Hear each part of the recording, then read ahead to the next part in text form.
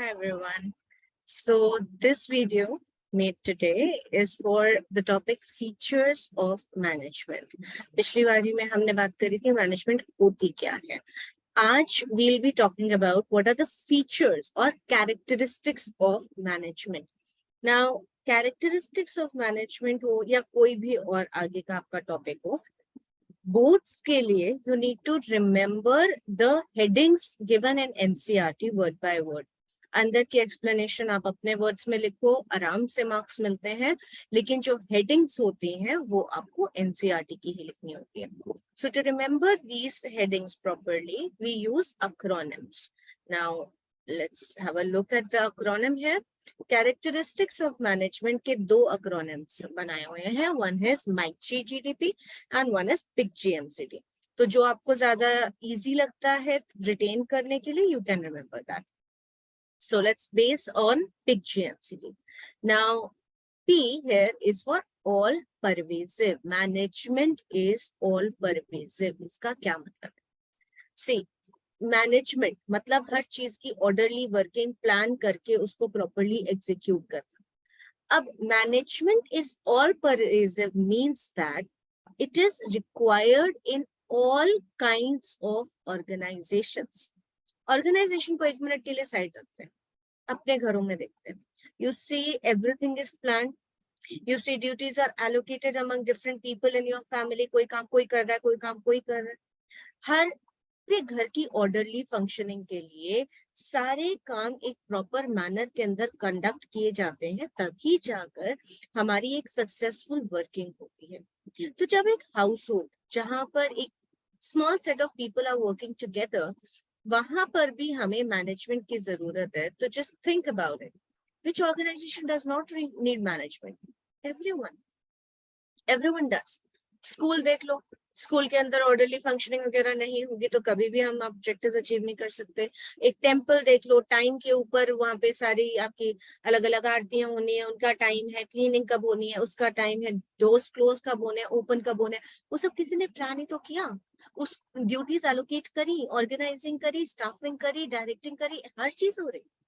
Similarly अगर हम बात करें पेट्रोल पंप की, which is an economic organization, या एक पॉलिटिकल पार्टी की जो कि एक पॉलिटिकल ऑर्गेनाइजेशन, पॉलिटिकल हो, सोशल हो, रिलीजियस हो, प्रॉफिट मेकिंग हो, नॉन प्रॉफिट मेकिंग हो, sports organization, every organization requires management.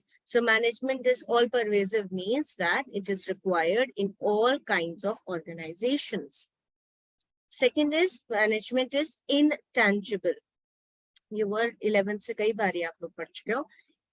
Something being tangible का मतलब होता है you can see and touch it, और किसी चीज का intangible होने का मतलब होता है you cannot see it, you cannot touch it, but you can feel its presence. अब इसमें बहुत ध्यान से बात सुनना. If you just write intangible means something that cannot be seen or touched, it's wrong, because if it cannot be seen and touched and there's nothing else said in between, that means it does not exist. लेकिन अब air हम देख नहीं सकते, हम touch नहीं कर सकते, लेकिन हवा आ रही है या नहीं ये फील तो कर सकते हैं. उसका इफेक्ट हमारे बॉडी के ऊपर फील तो हो रहा है. सो इनटैंजिबल का मतलब होता है कोई भी चीज इनटैंजिबल हो, उसका मतलब है it can not be seen और touched but its effects can be felt.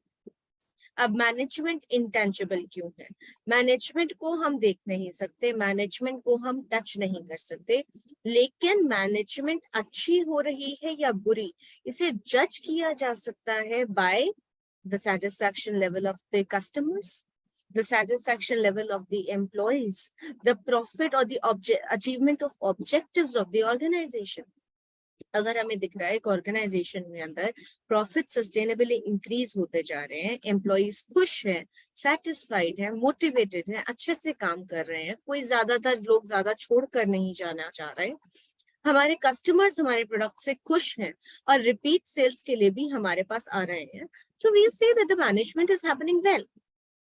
So it's intangible means that it cannot be seen or touched, but its effects can be felt in an organization.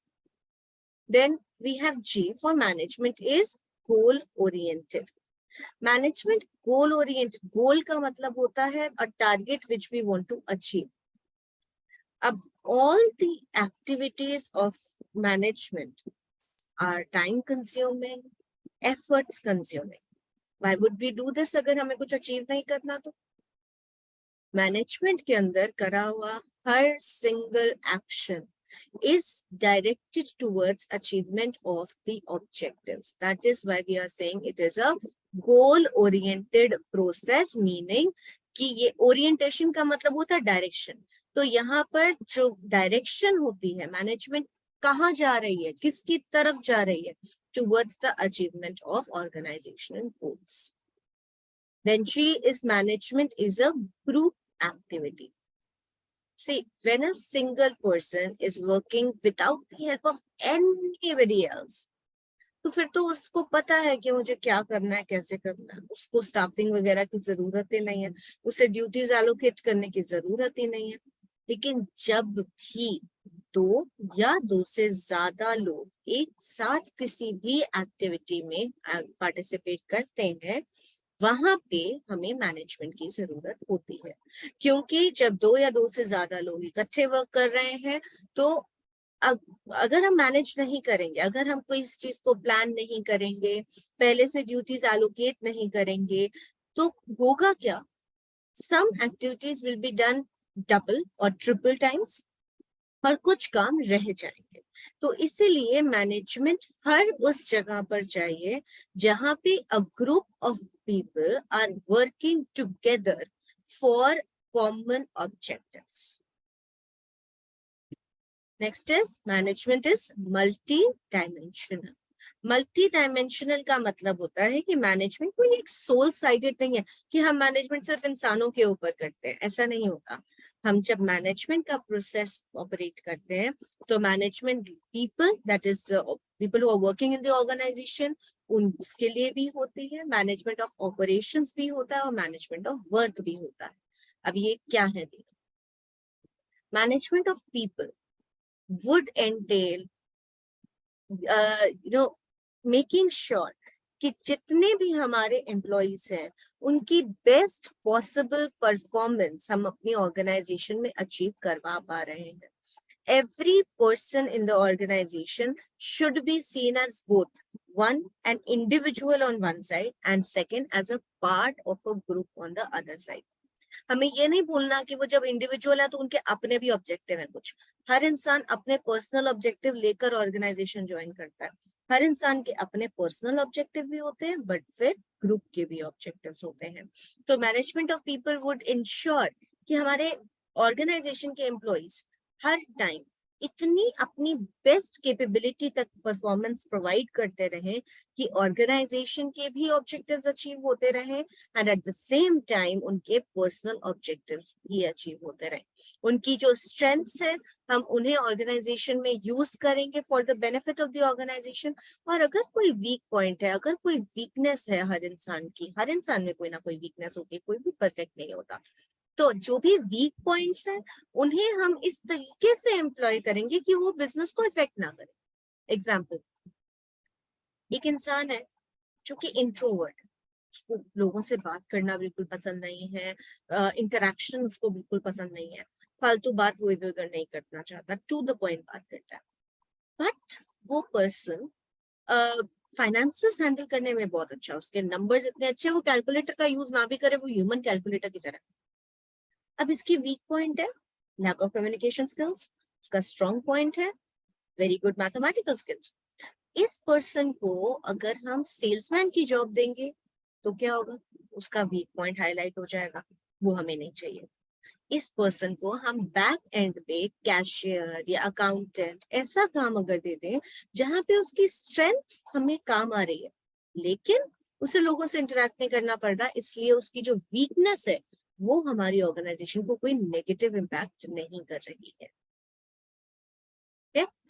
Then management of operations. Operations क्या होते हैं? हर business किसी एक basic fundamental काम को करने के लिए बनाया गया। अब बाटा की कंपनी है, उनका मेन काम है production and sale of shoes. Friends tuition centre है, इसका मेन काम है providing coaching classes to the school students. तो जो एक्टिविटी हमारी कोर बिजनेस एक्टिविटी है उससे मैनेज करने के लिए हम जो भी एक्टिविटीज परफॉर्म करते हैं उसे मैनेजमेंट ऑफ ऑपरेशंस के अंदर डाला जाता है। And management of work, business के अंदर बहुत सारी एक्टिविटीज ऐसी भी होती हैं जो नॉन कोर होती हैं, जो हमारे मेन बिजनेस से नहीं कनेक्टेड है, बट एक्टिविटीज तो फिर भी है। अब अगर एक कोचिंग इंस्टीट्यूट है जिसका काम है कोचिंग प्रोवाइड करना, ठीक है, टेस्ट बनाना, असाइनमेंट बनाना, वर्कशीट बनाना, नोट्स देना, क्लासेस करना, ये सब तो ऑपरेशंस है। बट इसके अलावा फीस मैनेजमेंट भी तो होती है, जनरल रिपेयर मेंटेनेंस भी होती है, सिक्योरिटी अरेंजमेंट भी होते हैं। तो सब सारी चीजों को इकट्ठा ले लोगे तो वो मैनेजमेंट ऑफ वर्क हो जाएगा। जब खाली कोर बिजनेस एक्टिविटी को देखोगे तो वो मैनेजमेंट ऑफ ऑपरेशंस में जाएगा। Then is C for management is a continuous process. देखो, management is basically decision making in an organization. Decisions लेना कब बंद कर सकते हैं? जब बिजनेस है ही नहीं। That means management will continue till the organization itself is continuing. जब तक बिजनेस चलेगा तब तक मैनेजमेंट चाहिए, जरूरी है। बिना मैनेजमेंट के ऑर्गेनाइजेशन नहीं चलाई जा सकती। सो कंटिन्यूअस का मतलब हो गया it is a never ending process. And D stands for management is a dynamic function. Dynamic word कहाँ सुनते हैं हम किसी पर्सन के लिए कहते हैं इसकी बड़ी डायनेमिक पर्सनालिटी है। What does that mean? इसकी बड़ी वर्सेटाइल सी पर्सनालिटी है, कभी कुछ कर लेता है, कभी कुछ कर लेता है, हर चीज में सक्सीड कर जाता है। तो डायनेमिक होने का मतलब है ever changing, never constant. Management भी डायनेमिक फंक्शन है। ये सिचुएशंस के साथ, बिजनेस एनवायरनमेंट में होने वाले चेंजेस के साथ अडेप्ट करती रहती है, अपने आप को, अपनी ऑर्गेनाइजेशन को उसके साथ में बदलती रहती है, ताकि जो भी नए चेंजेस हमारे अराउंड आ रहे हैं उन चेंजेस को बिजनेस पॉजिटिवली अपनी ऑर्गेनाइजेशन पे यूज करता जाए। ये ना हो कि किसी भी चेंज की वजह से ऑर्गेनाइजेशन आउटडेटेड हो जाए या उसकी सर्वाइवल पे कोई नेगेटिव इम्पैक्ट आ जाए। Management keeps on changing with changes happening around in the organization. Okay, so that is it. Next recording में आपको objectives of management